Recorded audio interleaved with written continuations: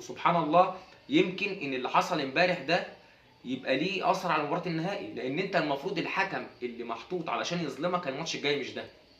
بس لعيبه النادي الاهلي امبارح، الرجاله اللي بقوا ضاغطين، بالذات بيرسي تاو وحسين الشحات ومصطفى شوبير، الواحد يسقف له، اجبروا ان المباراه تبقى مفتوحه وفيها فرص خطيره، اجبرت انها تكشف الحكم عن حقيقته.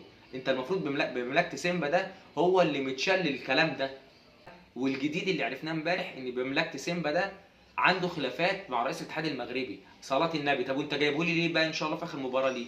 ايه جايبه يصالحه؟ ما انا عايز افهم.